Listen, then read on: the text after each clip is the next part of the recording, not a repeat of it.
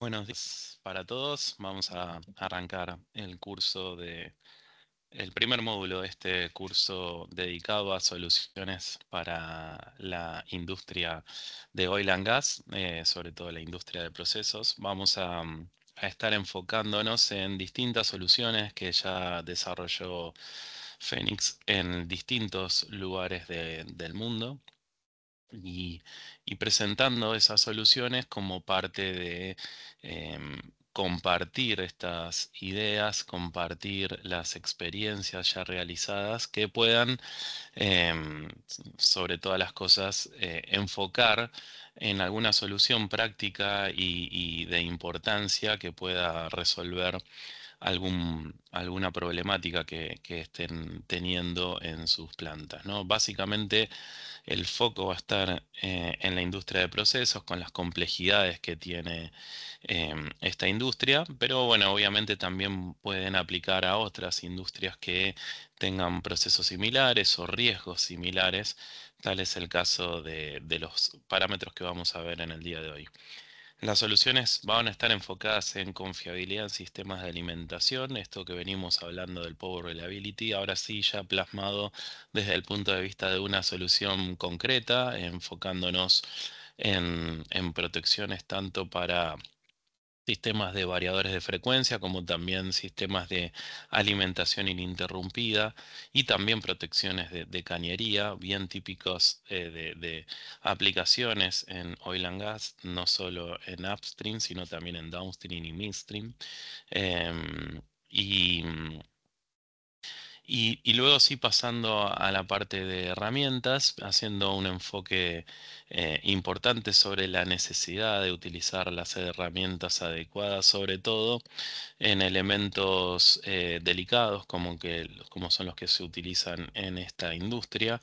de modo tal de poder optimizar los tiempos, es decir, vamos a ver que dentro del portfolio de herramientas de Phoenix Contact aparecen distintos complementos y teniendo en cuenta a veces las distancias que hay que existen entre las unidades de mantenimiento y las locaciones de servicio, es importante optimizar la herramienta adecuada para poder atender las distintas necesidades sin necesidad de tener que llevar herramientas de más, que eso conlleva mucho más peso, mucho más complicado. Y la idea es enfocarnos en las herramientas complementarias a las soluciones que hoy por hoy se presentan en la industria. Luego sí vamos a repasar lo que tiene que ver con seguridad intrínseca. Sabemos que en todas las industrias de proceso aparecen atmósferas explosivas con riesgo de llama, de propagación de llama, y es por eso que se utilizan elementos que respeten la norma y lo que indica las reglamentaciones de seguridad intrínseca, de modo tal que permita limitar la energía que llega a esa zona para justamente evitar que aparezca un exceso de temperatura o una posibilidad de un cortocircuito que, teniendo una atmósfera explosiva con gases que son realmente muy volátiles, puedan provocar una ignición, una explosión o un incendio. Y por último vamos a hablar de lo que tiene que ver con las soluciones para conectividad inalámbrica dentro de la industria de procesos, teniendo en cuenta las grandes distancias que existen en plantas. Son en plantas muy grandes, no solo en la parte de refinado, sino también en la parte de producción, lo cual requiere soluciones tanto para altas distancias, para transmisiones de señales, como transmisiones de protocolos ya con una distancia quizás un poco más corta, pero con anchos de banda aún mucho más elevados, ¿no? Donde necesitamos transmitir protocolos de distinto, de gran calibre de datos, ¿no? Sobre todo teniendo en cuenta las particularidades que hoy por hoy está migrando la industria de procesos, teniendo en cuenta la aplicación, por ejemplo, del concepto Edge Computing, la capacidad de poder comunicarse con los PLCs de alta capacidad de procesamiento que hoy por hoy ya existen en las locaciones más remotas de las plantas de proceso y de esta forma poder monitorearlos, comunicarlos y también poder em, em, manejarlos o manipularlos en forma inalámbrica gracias a estos elementos que permiten una comunicación inalámbrica segura y confiable. Entonces, vamos a arrancar. La modalidad de este curso va a estar dividida en dos bloques, en dos módulos, como quizás vieron en las páginas de suscripción a este curso. La segunda la estaremos dando el miércoles 23, dentro de 15 horas, perdón, dentro de 15 días, a las 11 horas. Y, y bueno, de esa forma vamos a tratar de abarcar los dos módulos, complementándolo con otras soluciones ya más enfocadas en la parte de automatización, de comunicación industrial a través de los distintos protocolos que existen en la industria de procesos, em, y también la parte de switches y demás. Vamos a hablar de la primera aplicación en un sistema de alimentación interrumpida en campo para la alimentación de un controlador de pozo.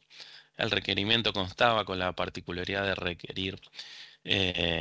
valga la redundancia, un sistema UPS con rangos de temperaturas extremos en invierno de -10 grados y en verano de 40 grados, ¿no? Una amplitud térmica muy significativa dada la locación,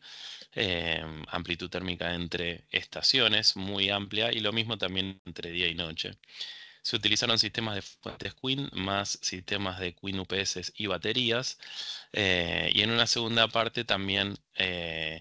contaron con módulos de redundancia con el sistema ORRIN, es decir, con el sistema de MOSFET de desacoplamiento. Bueno, la primera parte de la provisión fueron de 79 fuentes Queen y 60 módulos Queen UPS. Y vamos a hablar un poco también de esas soluciones, ¿no? Básicamente también enfocándonos en la parte de variadores de velocidad. Entonces, lo que nos permite también eh, no solo controlar estos pozos, sino también la necesidad de entender que los variadores de velocidad son electrónica de potencia y también requiere la aplicación de protegerlos ante las perturbaciones que aparecen en campo, sobre todo caídas de rayos, y que pueden provocar, obviamente, al ser electrónica de potencia, un defecto en los variadores que pueda llevar a su daño total, ¿no? Como pasó ya más de una vez en distintas plantas o locaciones que están aisladas, donde aparecen descargas atmosféricas y terminan dañando a los variadores. Y en este concepto vamos a ver esta configuración de los tableros de variador de frecuencia que alimenta o controla, mejor dicho, a, a los pozos. Y bueno, y después tenemos el tablero del control de baterías, ya ahí con un sistema de monitoreo en lo que respecta a la alimentación, entendiendo de que son tableros complejos, entendiendo que requieren la monitorización en forma constante para evitar paros de planta inesperados y en el caso de la pérdida de alimentación pueda tener una continuidad de servicio gracias a los sistemas de, de UPS que poseen, ¿no? En este caso vamos a arrancar por la parte de tableros de variadores de frecuencia, donde, teniendo en cuenta la complejidad que requieren estos tableros de instalados en el medio del campo, no solo es importante proteger la entrada de alimentación, sino también la salida, porque son lugares donde están expuestos a la caída de rayos, ya sea en la entrada o en la salida, como bien decía. Y es por eso que la solución requiere de esta configuración que vemos aquí en pantalla, donde se protege en la entrada, como lo hacíamos habitualmente, pero también ese cable que va a alimentar al motor también va a exponerse en el campo y por ende también está expuesto a recibir esas descargas, ¿no? Entonces por eso es importante proteger a ambos lados dándole una robustez a la solución, tanto en la entrada como en la salida, para proteger así la electrónica de potencia del variador. Fíjense, acá tenemos un ejemplo de las primeras instalaciones que se hicieron con la línea CP, la VAL CP, que es la primera línea de descargadores de Phoenix, la primera línea desmontable, ¿no? Como vemos aquí, donde combina esta solución de cartuchos de vía chispa junto con varistores, es decir, tiene dos cartuchos por fase, como vemos aquí, em, más el vía de chispas que, bueno, tienen cada una de ellas. De esta forma se da una solución aún mucho más robusta para que pueda complementar a la solución que tenemos tanto en la entrada como en la salida. En este caso también, teniendo en cuenta que las locaciones, sobre todo en Patagonia, están cada vez más expuestas a la aparición de rayos, teniendo en cuenta los cambios climáticos que están apareciendo, también se optó por la protección de lo que tiene que ver con transmisores de campo. En este caso son los presostatos que controlan, o los caudalímetros que controlan el flujo de cada una de las cañerías, y eso va a reportar a la unidad de control, pero esos caudalímetros, esos instrumentos en campo, tienen la protección para asegurar también una robustez en la medición en campo. Em, Hoy por hoy como decíamos, ¿no? La influencia de la electrónica en los distintos aspectos de la industria son muy importantes, no solo en la parte de potencia, sino también en la parte de señales, pero también es tan importante tener que protegerlos ante las perturbaciones que existen en esas locaciones. ¿Cuál es la particularidad? Que es un poco también lo que hablamos en el curso de protecciones contra sobretensiones, ¿no? Lo que tiene que ver con las protecciones contra variadores de frecuencia tiene una particularidad diferente a una instalación típica o normalizada en una planta sin estas particularidades, o sin la intervención de variadores de frecuencia, que es que obviamente cuando entra la señal, o mejor dicho, cuando entra la energía en una señal sinusoidal desde nuestra distribuidora o desde el generador, el primer ciclo de descomposición de esa señal alterna se descompone con un puente de diodos para luego sí volver a generarla mediante un tren de pulsos, formando una señal cuasi sinusoidal, pero basada en esos tren de pulsos que va modificando la frecuencia de la salida en base a la necesidad de velocidad que requiera, ¿no? Entonces, basado en esta premisa, fíjense que lo que tenemos es una señal cuasi sinusoidal que en algunos puntos puede lograr picos, como vemos aquí en el cálculo, que pueden llegar hasta los 1320 volts, ¿no? Teniendo en cuenta tensiones normales de funcionamiento. Particularmente, este nivel de tensión es un nivel de tensión donde ya entra en funcionamiento el varistor. ¿no? Entonces, teniendo en cuenta la particularidad del varistor, cuál es el funcionamiento, es decir, cuándo se ceba para que recuerden que el funcionamiento de los equipos de protecciones contra sobretensión, lo que hacen es, luego de un determinado valor de tensión, hacen un cortocircuito de muy corta duración en el orden de los microsegundos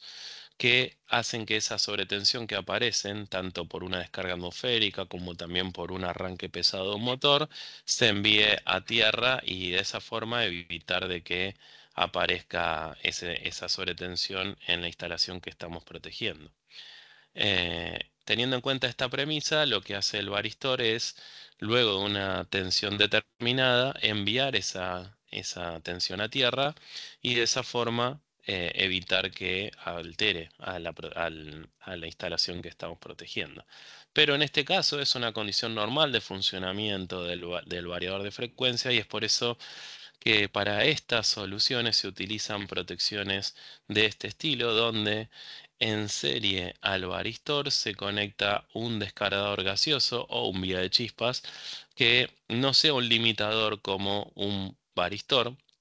Y en este caso sí genere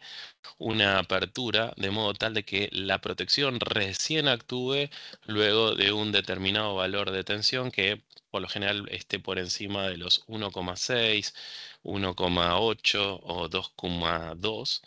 kilovolt y de esa forma asegurar un correcto funcionamiento de la protección, porque a veces pasaba que al utilizar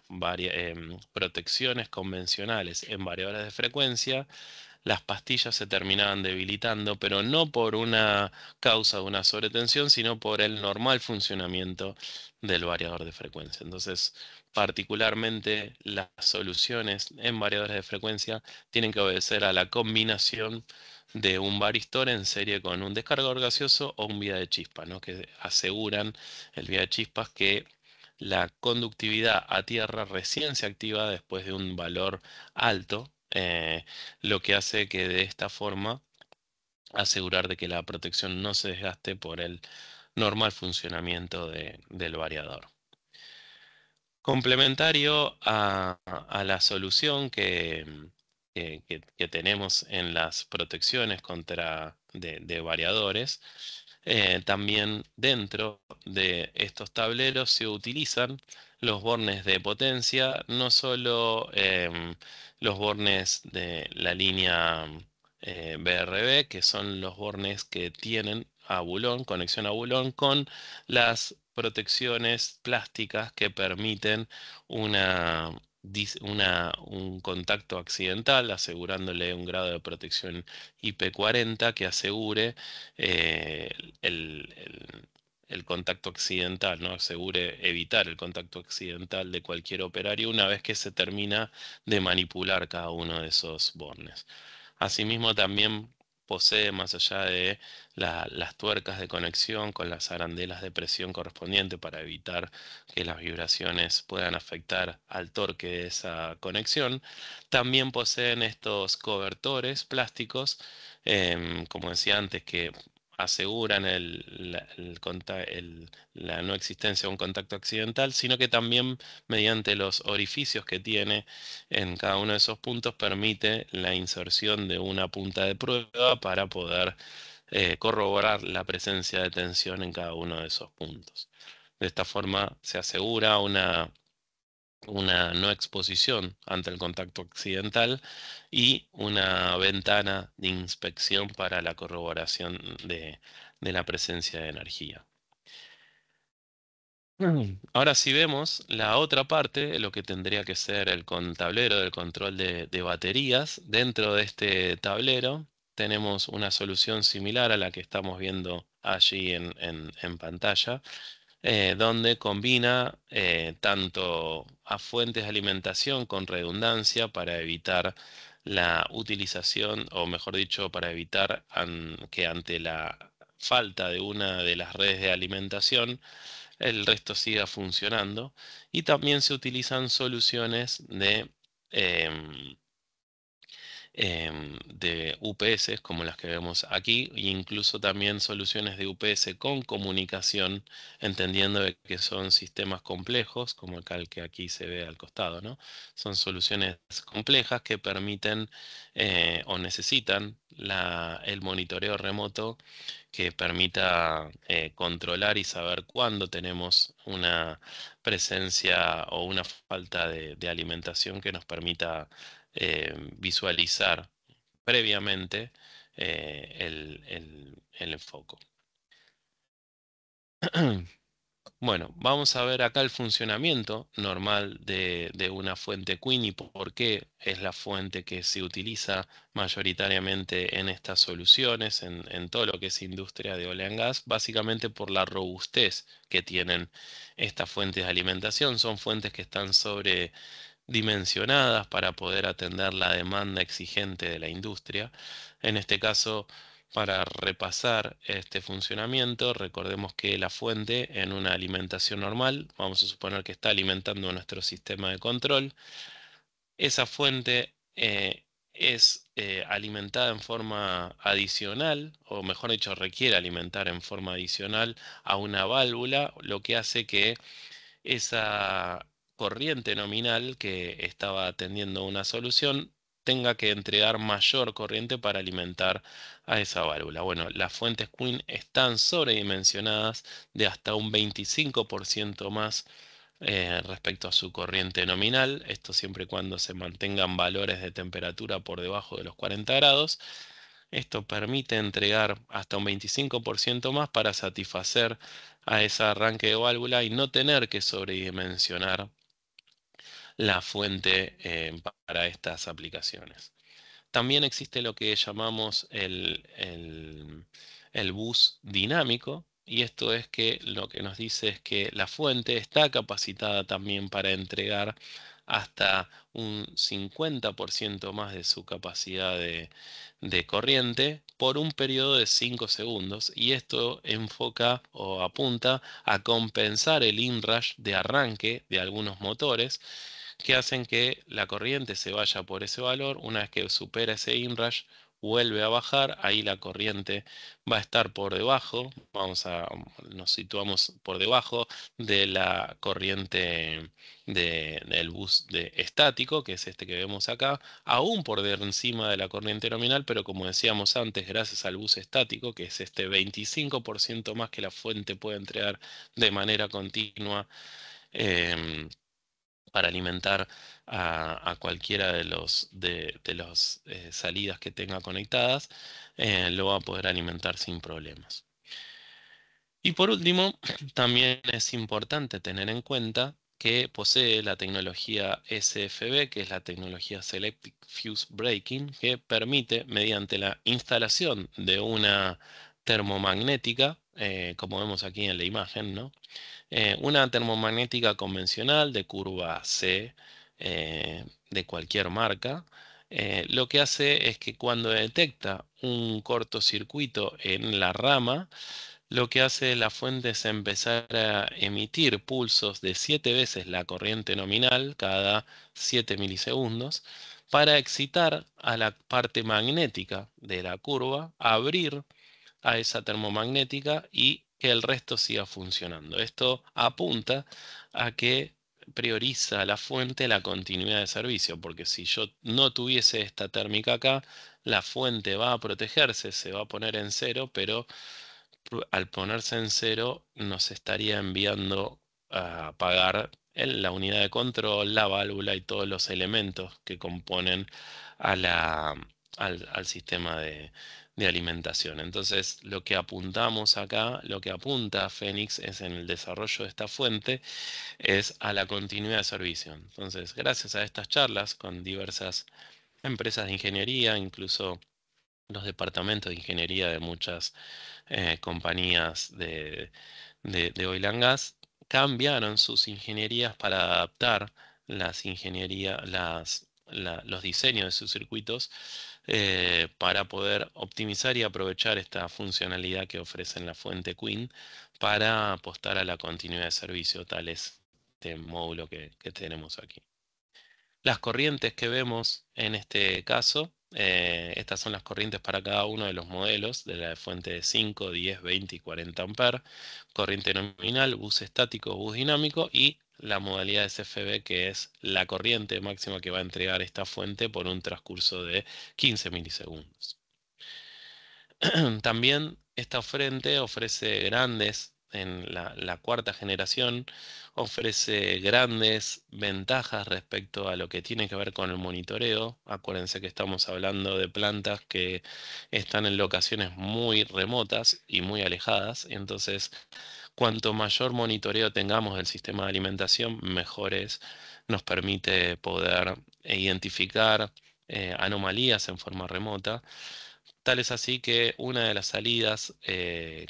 tiene tres salidas de contacto seco, pero una de ellas se puede configurar como salida analógica, una señal de 420 mA que identifica la tensión de salida, la corriente o la potencia de salida. Entonces, de esta forma, cuando estamos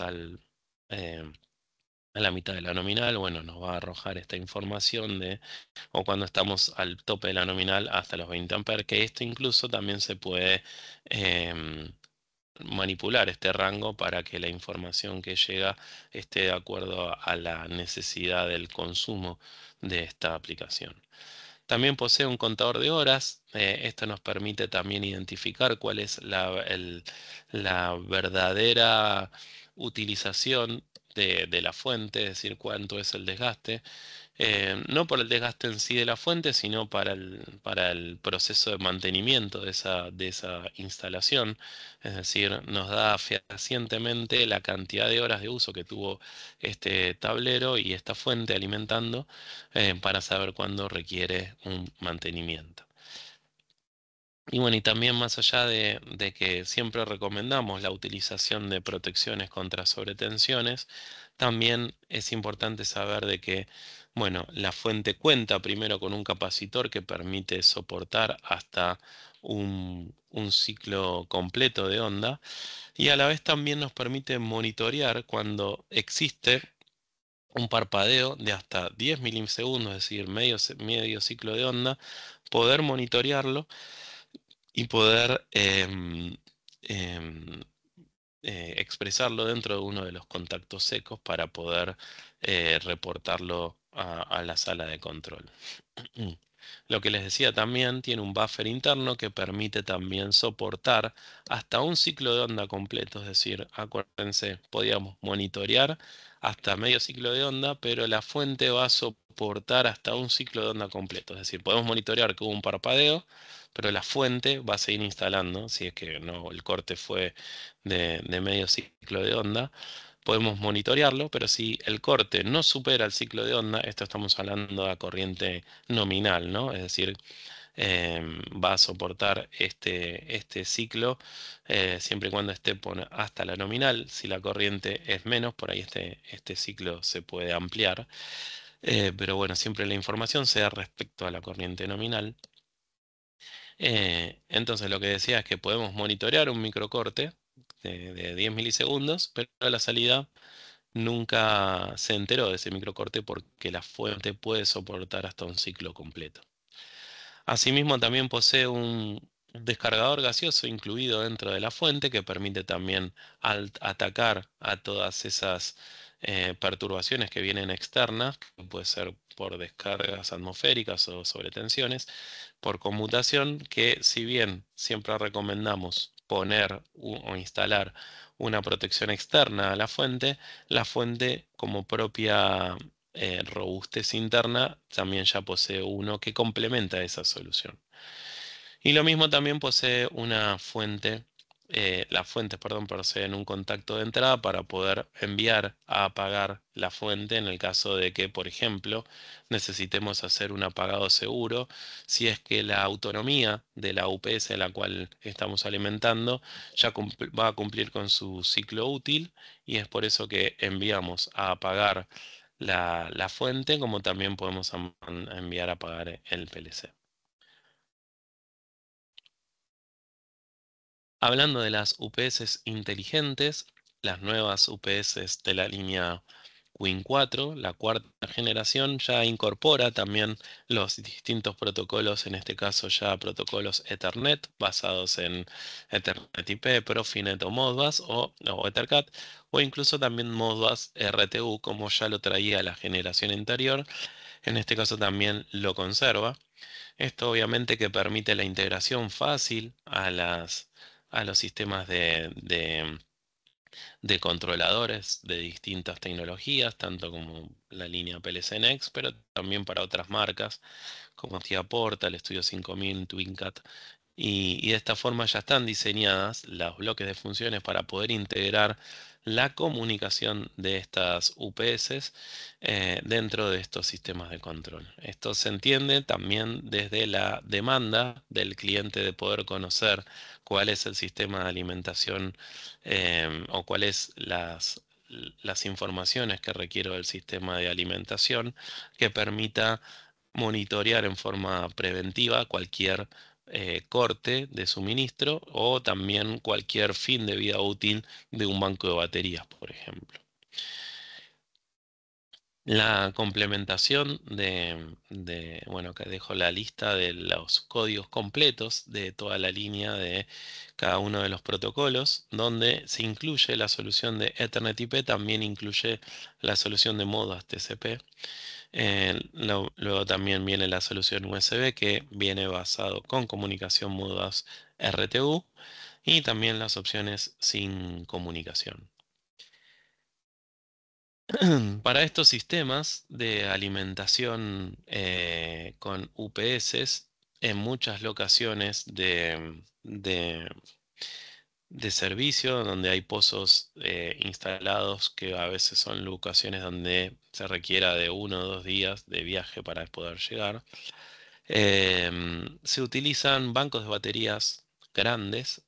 hablando de mayores a 150 ampere-hora, 200 o 300 ampere-hora, lo que hace que la solución de UPS requiera de una fuente adicional para poder alimentar a ese banco y poder mantenerlo vivo, ¿no? Poderlo mantenerlo en flote. Y para eso se utilizan estas fuentes de alimentación que complementan a la UPS para darle la energía suficiente para mantener en flote a ese sistema de almacenamiento de energía tan grande, ¿no? En el orden de los 200 amperes o hasta 300 amperes. Por eso esta fuente también se complementa con la solución de UPS y puede brindar información también mediante los protocolos internos de comunicación entre UPS y baterías y módulo de carga, como es este que vemos aquí, dentro del protocolo de comunicación que elijamos, ¿no? Asimismo, también eh, para lo que tiene que ver con protección de cañerías, este también no quería dejar de mencionarlo, que es una de las protecciones que más se utilizan dentro de la industria de oil and gas, sobre todo en los gasoductos, donde el flujo del producto por dentro de las cañerías genera una carga electrostática que es complementada gracias a em, los sistemas de protección catódica que descargan en forma los electrónicos para evitar la oxidación de esas cañerías. Entonces, perdón, estos sistemas de protección catódica anticorrosión generan que exista o que pueda aparecer una diferencia de potencial, sobre todo cuando por ahí aparece una descarga atmosférica, que gracias a las bridas dieléctricas que existen entre cada uno de los caños se provoque una diferencia de potencial que puede generar una chispa y que esa chispa en una zona explosiva como es un gasoducto pueda generar una explosión. Es por eso que se utilizan estas protecciones contra sobretensiones dedicadas para cañería, donde el cebado es de una tensión relativamente baja, estamos hablando de los 200 volts, y entonces cuando aparece una diferencia de potencial entre estos dos caños,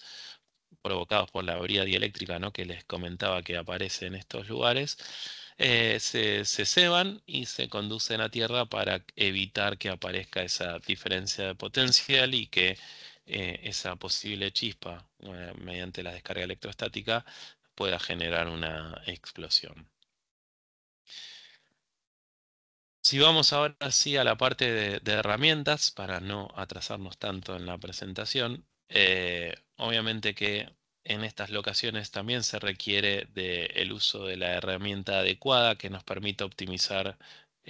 peso en el transporte, pero también esfuerzo a la hora de la mano de obra en planta. Es por eso que existen distintas cortadoras de cable, no solo para cables delicados, tanto de la modalidad tijera como la CUTFOC 10, sino también para cables ya mucho más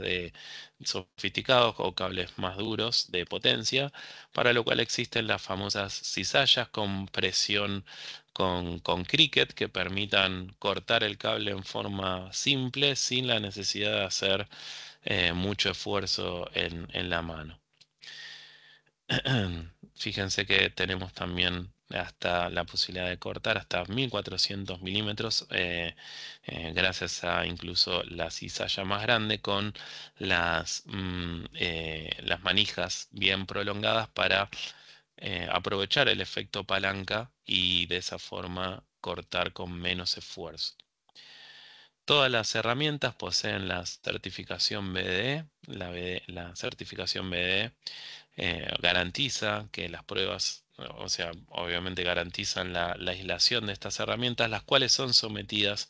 a distintas pruebas para garantizar la seguridad del uso de estas herramientas, donde se las sumergen en estos recipientes y se las somete a una descarga de 10.000 volt para asegurar, perdón, sí, 10.000 volt para asegurar que los pinchazos que se le van haciendo no aparezcan distintas descargas de esa tensión que pueda provocar una descarga en el momento de la aplicación, ¿no? También la diferenciación entre lo que tiene que ver con cortadora lateral con las cortadoras tipo tijera, como es esta que vemos aquí, que asegura también un corte de menor esfuerzo que el que vamos a utilizar con el corte por mordida. Pero bueno, también aplica para distintas soluciones, ¿no? Acá sí, si estamos utilizando cables em, con filamentos o en este caso ya si tenemos que cortar cables rígidos o incluso alambres, ya utilizar ahí sí la cortadora lateral, ¿no? Para ese caso, cada una tiene una aplicación diferente, ¿no?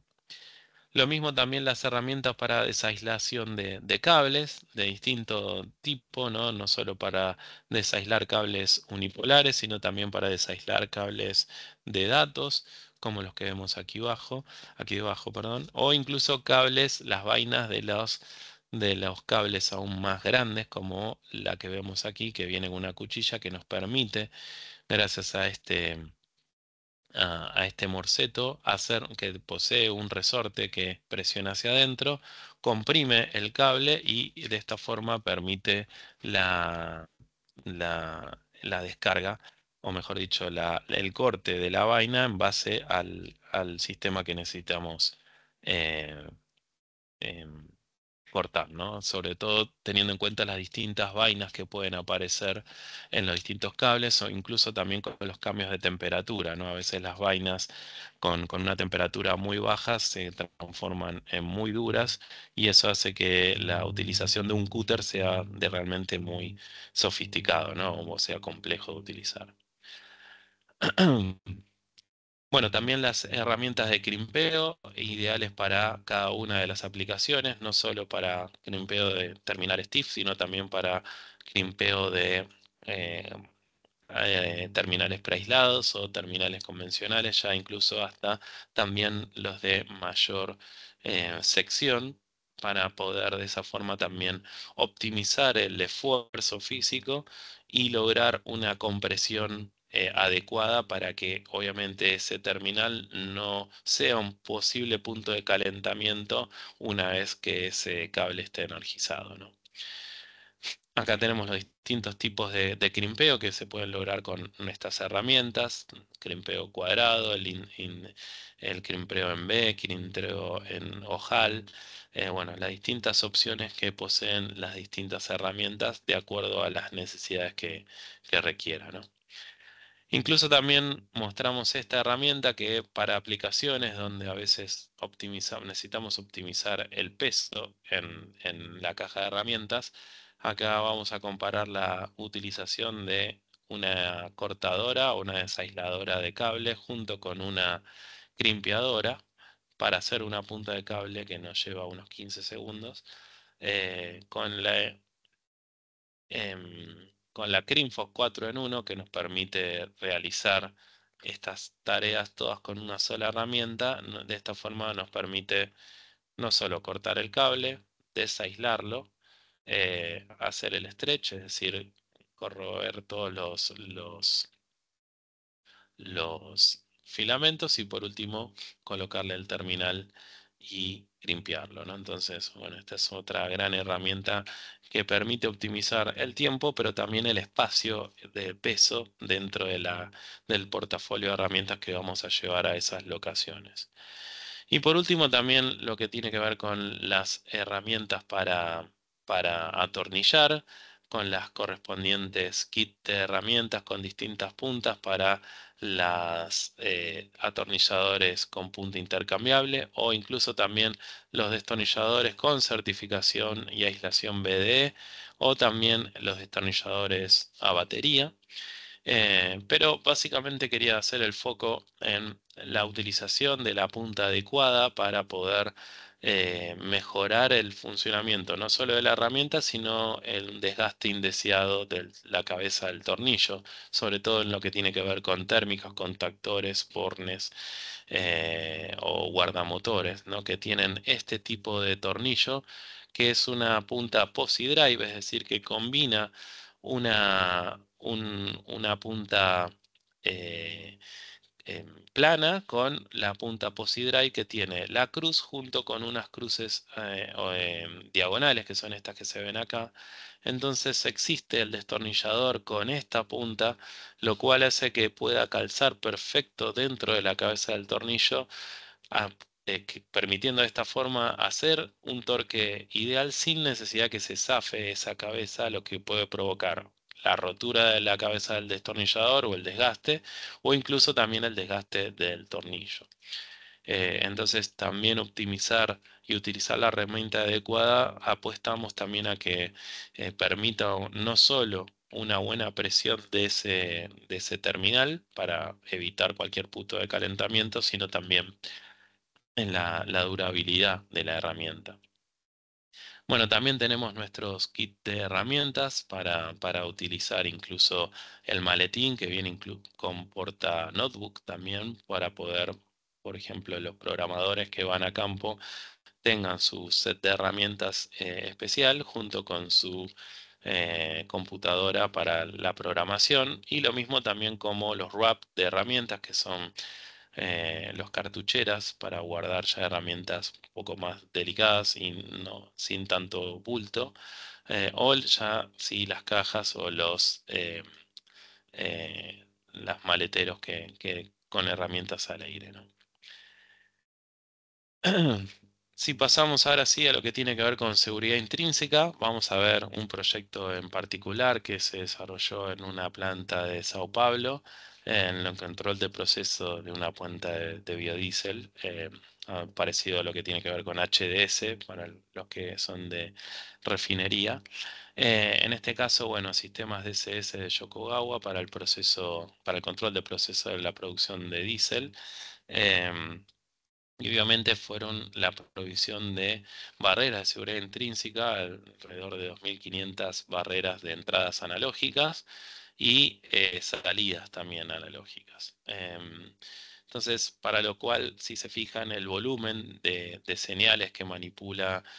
un DCS son muy grandes, pero también entendiendo de que son locaciones de alto riesgo de explosividad, es necesario basarnos en las normas que permiten limitar la energía que va a llegar a esas plantas para evitar un punto de calentamiento o un punto de un posible cortocircuito. Entonces, lo que se evita siempre es obviamente la ausencia de oxígeno, la ausencia de un punto de ignición, ¿no? Que sería esto que vemos acá, o el material explosivo que puede generar el calor, ¿no? Que serían las tres patas del incendio, ¿no? Las tres patas del fuego. Entonces, lo que vamos a tratar de evitar con esto, el oxígeno en planta es muy difícil, sobre todo en lugares abiertos, es muy difícil de contrarrestarlo. Entonces, lo que vamos a tratar de evitar es primero que exista una fuente de ignición, es decir, bajando la energía y evitando también que aparezca una posible chispa, ¿no? Entonces, obviamente que lo que dice las normas o las directivas de ATEX, tanto lo que tiene que ver con la clasificación de los dispositivos, tanto para grupo de dispositivos 1 como grupo de dispositivos 2, que son los que están tanto en superficie como en subterráneas, ¿no? Esto ya apunta más a la parte de minería. En este caso, los grupos de dispositivos 2, que son los que más encontramos en las plantas de oil and gas, o también en las plantas de polvo, como pueden ser las que están en los silos, ¿no? Y la forma de limitarlos en base a los estudios que se hacen de riesgo, se delimitan en zona 0, zona 1 y zona 2, y básicamente la clasificación de estas zonas obedece a la cantidad de, de gas o sustancias inflamables en forma de gas, vapor o neblina que esté continuamente o por periodos ocasionales dentro con más o menos frecuencia en el tiempo, ¿no? Entonces, por eso cuando hablamos de zona cero es donde esta sustancia inflamable está presente continuamente o por muy largos periodos de tiempo. Una zona uno es donde ocurre ocasionalmente la presencia de estos gases, vapor o niebla.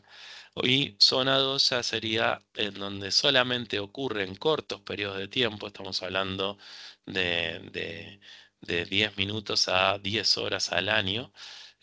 pero no deja de ser una zona de riesgo a la cual también prestarle atención, ¿no? Si hacemos el ejemplo de la tapa del tanque, ¿no? El ejemplo del tanque de almacenamiento de combustible, vamos a ver que obviamente la zona cero es la zona que está por debajo de la tapa de la esclusa, donde vamos a encontrar gases en forma constante, ¿no? Permanentemente. Ya si nos sorteamos en la escotilla o en la punta del radar, donde se pone, por ejemplo, el radar de medición de nivel, así ahí vamos a estar en lo que tiene que ver con la zona 1, donde tenemos una alta probabilidad de presencia de gases. Y luego lo que sería la zona 2, que es toda la zona del perímetro del tanque, que es allí donde puede aparecer ocasionalmente la presencia de gases, pero no deja de ser importante tenerlo a consideración. Entonces, bueno, para las conclusiones, para hacer un repaso rápido, ¿no? Obviamente, los peligros en zona C no es un peligro continuo o largos periodos. La zona 1 es un peligro ocasional y la zona 2 es normalmente sino con muy poca frecuencia de presencia de gases tóxicos o explosivos en esa zona. Obviamente el operador es el responsable de la clasificación de esta zona porque es el que conoce los riesgos de su planta y es por eso quien está encargado de definir, ya sea con una empresa que se dedique a hacer estos estudios o el mismo de limitar cuáles son las zonas de riesgo, ¿no? Eh, bueno, vamos a ver también que acá cómo es la vinculación mediante el sistema DCS y la zona a medir. Obviamente el sistema DCS está en una zona segura donde no hay riesgo de explosión, pero acá sí tenemos el dispositivo asociado al dispositivo eléctrico que va a ser la barrera de seguridad intrínseca que convierta la señal que viene del DCS para una señal segura que va a planta, que asegura que tenga esa limitante de energía de modo tal que no genere un calentamiento en cualquiera de los dispositivos eléctricos o un dispositivo simple que esté asociado en la zona peligrosa, o a la vez también limitar la energía para que en el caso de que haya un corte del cable por accidente, ese corte de cable o ese cortocircuito no genera una chispa que también puede provocar una explosión dentro de esa zona. Anteriormente existían los dispositivos para seguridad intrínseca, se utilizaban barreras Zener. Nosotros en Phoenix ya hace varios años que dejamos de utilizarlas, básicamente por las desventajas que tiene la barrera Zener, como son que requieren de una muy buena puesta a tierra para que tenga un correcto funcionamiento. Obviamente que siempre pueden aparecer errores de medición de acuerdo a la buena o mala puesta a tierra que yo tenga, sobre todo teniendo en cuenta que en campo, sobre todo en las locaciones de la Patagonia, donde el terreno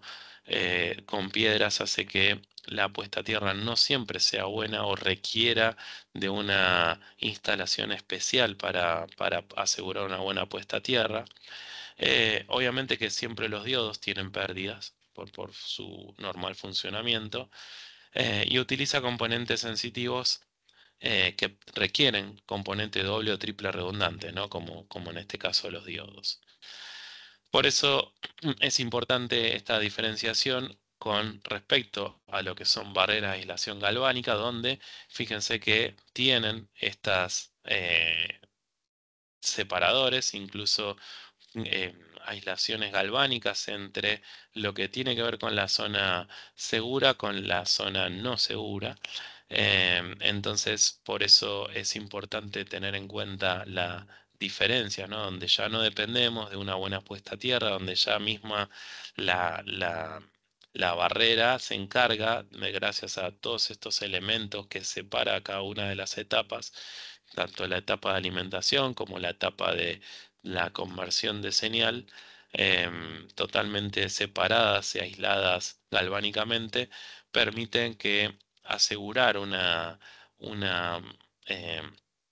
diferencia entre lo que tiene que ver zona segura y no segura. También es importante tener en cuenta que un circuito intrínsecamente seguro, que es el que va a estar instalado dentro de la zona de riesgo, se pueden usar en áreas peligrosas, que va a ser el equipo eléctrico intrínsecamente seguro, donde todos los circuitos intrínsecamente así lo son, ¿no? Entonces, nosotros una vez que aseguramos que ese cable que va a ir a la zona de riesgo, ya está bajo una determinada norma que evita, lo que decía antes, ¿no? Que aparezca un punto de calentamiento o una posible chispa, asegura de que ese cable que va a campo esté ya bajo esas normas. Es por eso que se requiere que en el tablero de control, cuando aún todavía no estamos en zona de riesgo, se identifique en forma diferencial respecto al resto de los cables canales, porque es necesario que esos cables no compartan un ducto de cable con otros cables que no estén bajo esta norma, porque la inducción de corrientes de otros cables que no están bajo norma puede hacer de que se viole esa limitante de energía, se la supere y de esa forma no se cumpla esta reglamentación. Entonces, por eso, más allá de las aplicaciones correctas de la instalación, no solo de la selectividad correcta del elemento de la barrera, sino también de la aplicación correcta de la instalación, separando los cables de señales intrínsecamente seguras de los que no son señales intrínsecamente seguras, obedece no solo a asegurar el correcto funcionamiento y la limitante de energía de los cables de las señales intrínsecas, sino también asegurar que ante la posibilidad de un hecho de, de una explosión, que ojalá así no suceda, la intervención de los seguros van a requerir la revisión de estas aplicaciones y obviamente se van a basar en las correctas instalaciones para ver si aplica o no la cobertura de ese siniestro, ¿no? Bueno, acá estamos un poco también diferenciando lo que tiene que ver con normas ATEX como las normas UL. Básicamente es importante que si bien en muchos otros aspectos son diferentes, En lo que tiene que ver con seguridad intrínseca son muy similares, básicamente van cambiando algunas nomenclaturas de acuerdo a cómo se informen algunos datos, pero básicamente siempre es importante que son muy parecidas para evitar errores de interpretación o errores de lectura. Dentro de las soluciones que ofrece Phoenix, bueno, tenemos los conversores analógicos, incluso con loop power para alimentar el lazo de corriente que va a campo. Lo que ven con azul es lo que es la zona intrínsecamente segura. Siempre que vean un borne con color azul, significa de que ese equipo está preparado para zona intrínsecamente segura. Esto no aplica solamente a Phoenix, sino es una norma de ATEX que aplica a cualquier elemento de cualquier marca que cumpla con esta regla, norma. También tenemos los duplicadores con entrada, es decir, para alimentar el loop power y duplicar esa señal que viene, esa señal analógica en corriente que viene de campo, para duplicarla y poder, por ejemplo, alimentar a un DCS y llevar esa señal también a otro PLC para el monitoreo. Módulos de dos canales, es decir, dos canales de corriente totalmente independientes. Módulos para las señales de temperatura, como tanto para RTD como para termocuplas. Y también módulos con señal, perdón, entrada en RTD o termocupla y salida en corriente, y módulos con entrada en RTD o termocupla con salida en tensión o en corriente, e incluso también con un contacto de valor límite, es decir, para, por ejemplo, especificar cuando el umbral de temperatura de una determinada aplicación superó un límite y enviar una señal discreta a alguna alarma, por ejemplo. Luego también lo que tiene que ver con entradas digitales de un canal o duplicadoras, entra uno y salen dos, o de dos canales, entran dos y salen dos. Y lo mismo también para alimentar de salida, ¿no? Salidas discretas para alimentar a una válvula en campo con una señal que obviamente que sale de la sala de control, y en este caso también van cambiando su selectividad de los módulos en base a la impedancia que tengan cada uno de las válvulas que voy a conectar en campo. Lo mismo también para señales de tensión o corriente. Y bueno, y este es un poco el diseño final. Fíjense donde aquí están bien nomencladas todas las salidas intrínsecas, también para identificarlas en las bandejas portacables y que no se mezclen con otras señales que no están bajo norma. Por último, ya me estoy pasando un poco del horario, pero bueno,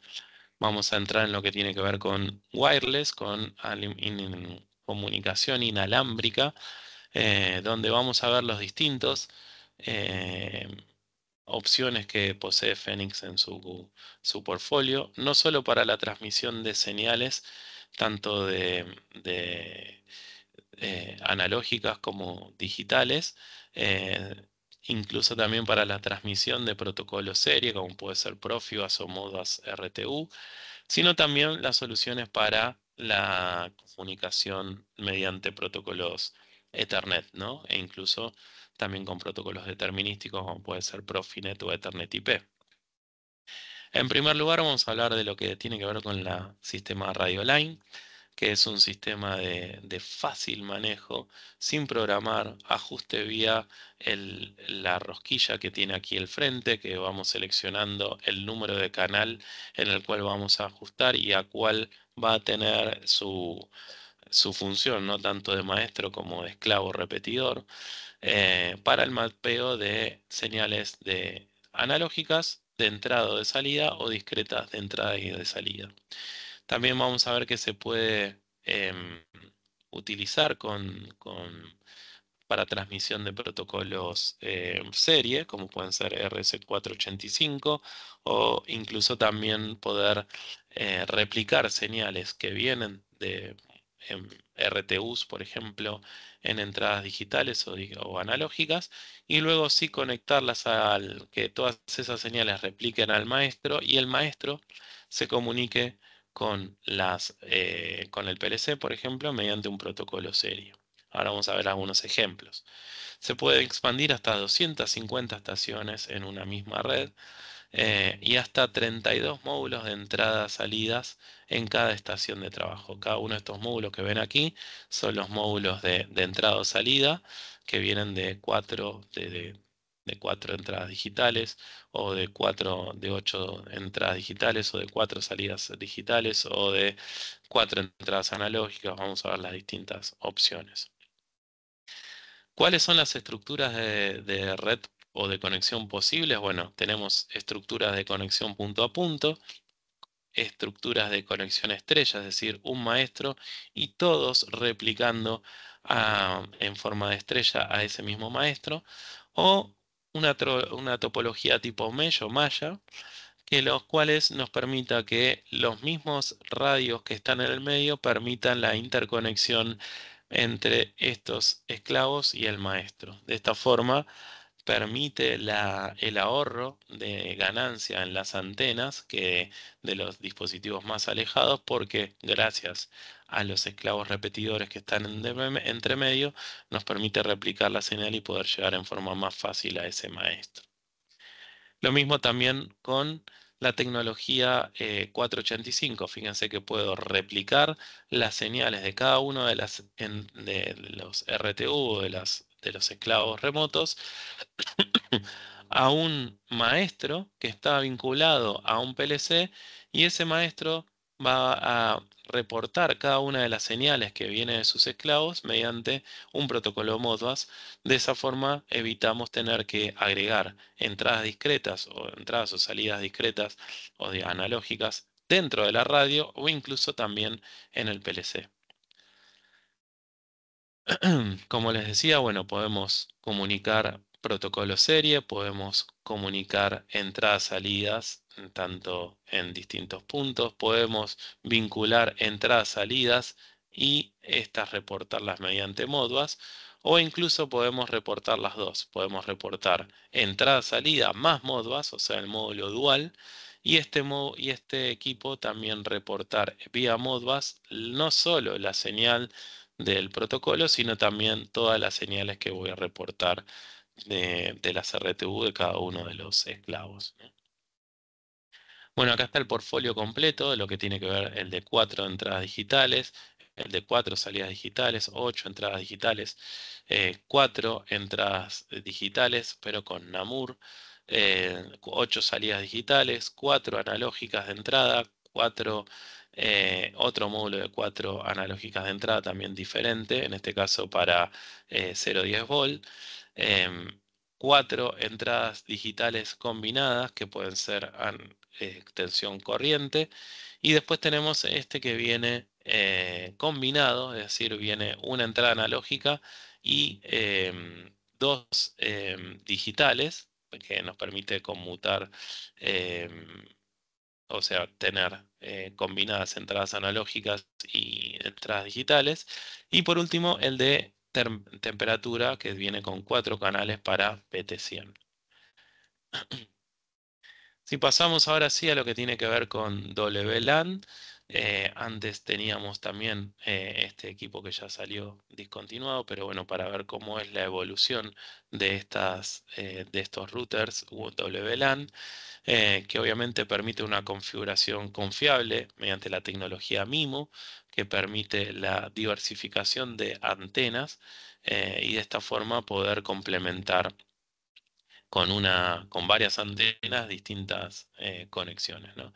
De esta forma también nos permite ya los módulos 1100 y 2100, que son los que actualmente tenemos, que son mucho más compactos y obviamente resistentes, con protección de contragolpes, incluso también confiables, con 2 antenas de tecnología MIMO, potente, placa de WLAN 802.11 con las los canales A, B, G y N. Un sistema operativo Linux que permite gestionar el funcionamiento de, de- del router en forma más eficiente y sin la posibilidad de consumir muchos recursos del router en sí. Obviamente permite ahorro de espacio y un montaje bien sencillo. Fíjense que el montaje puede ir directamente dentro del equipo dentro del equipo mediante esta radio que ahora ya fue reemplazada por otra similar a esta, o esta misma con antenas propias que puede ir montada sobre el techo del tablero y ejercer de esta forma la transmisión. Incluso también las nuevas ya vienen con los pigtail para poder conectar antenas externas y de mayor ganancia para poder lograr puntos aún más alejados de conectividad. Fíjense, acá tenemos un ejemplo básico de cómo puede funcionar, ¿no? Entre estar todas enlazadas mediante un puerto cableado y luego sí para distintos elementos remotos en forma inalámbrica poder vincularnos y de esta forma generar un roaming entre distintos equipos, ¿no? Ir, si este equipo móvil puede conectarse a una u otra antena o a uno u otro router, access point, y de esa forma continuar con la transmisión. Ahora también ya tienen incluidos los nuevos modelos, el Wi-Fi 6, obviamente que tanto no solo en la línea 1000, sino también en la línea 1100.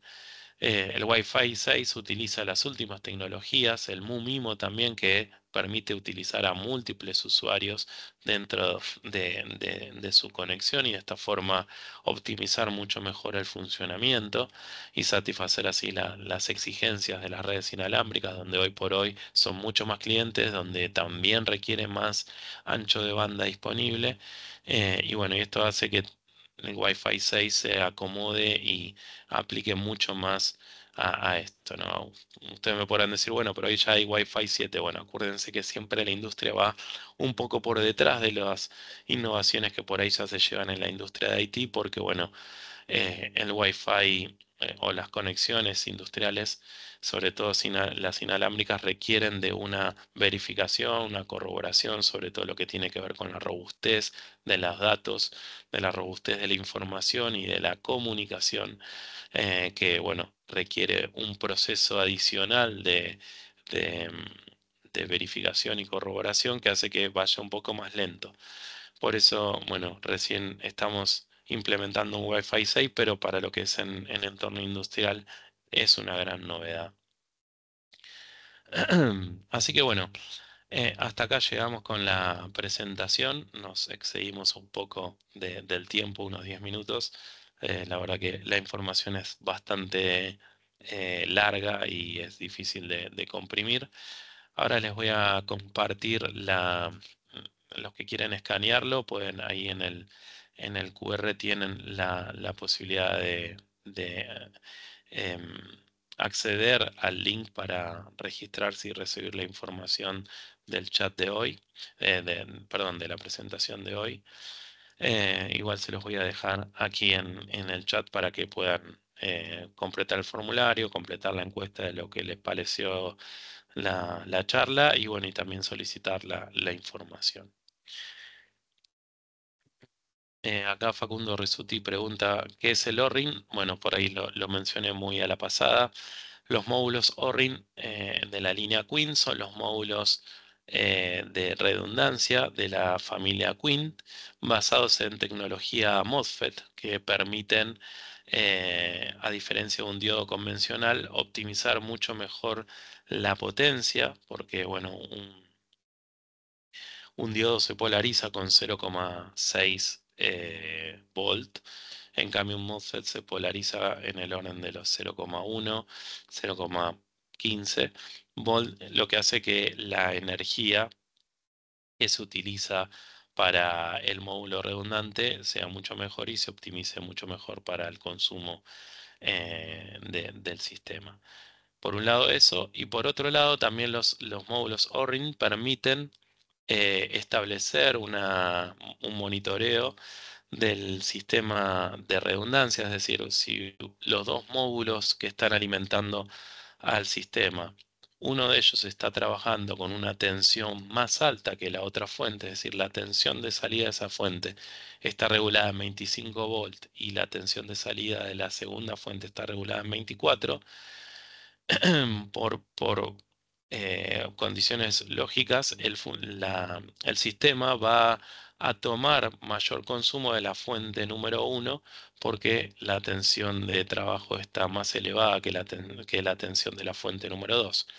Entonces, el módulo ORRI nos permite hacer este balanceo, monitorearlo al frente del módulo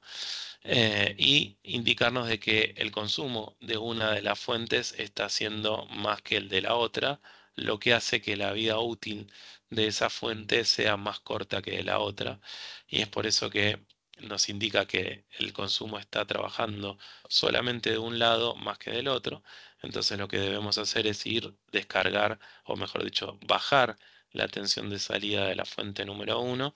y de esa forma equilibrar el consumo de las dos fuentes para que alargar la vida útil, o mejor dicho, que la vida útil de las dos fuentes sea parejo y por ende la vida útil de todo el sistema sea mucho más largo, ¿no? Así que por eso, bueno, ahí está la diferencia entre los O-ring, que es lo que, bueno, hoy no le dimos mucho enfoque porque sí lo habíamos visto en el módulo de Power Reliability. Pero bueno, básicamente las funciones del O-ring respecto al diodo, que el diodo simplemente hace que entre uno u otro y no más que eso. Acá el O-ring no solo tenemos el ahorro de energía, como te decía anteriormente, sino también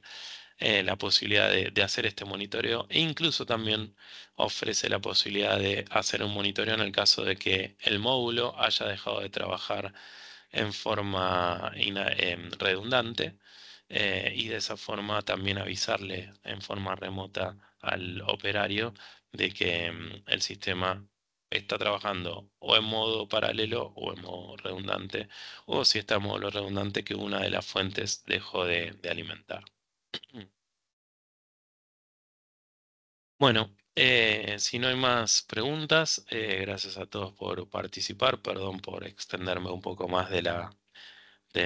cuenta. Y bueno, los espero dentro de 15 días en el módulo número 2 donde vamos a complementar a la solución que vimos hoy, tanto con las soluciones de Edge Computing, en lo que tiene que ver con el Namur Open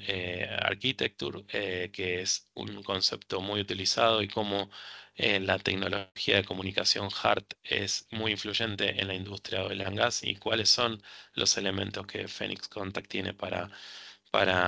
atenderlos.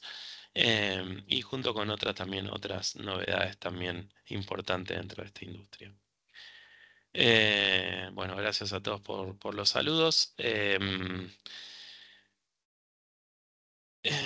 El de Power Reliability me lo perdí. Si lo pueden pasar o van a estar disponibles en una plataforma, sí. Después Emilia te va a pasar el link para que puedas verlo en YouTube. Está en nuestro canal de YouTube la charla completa subida para que puedas repasarla ahí sin ningún problema. Bueno, me despido. Voy a recuperar un poco mi garganta que viene bastante exigida en los últimos días y bueno, nos vemos dentro de 15 días. Gracias a todos por participar.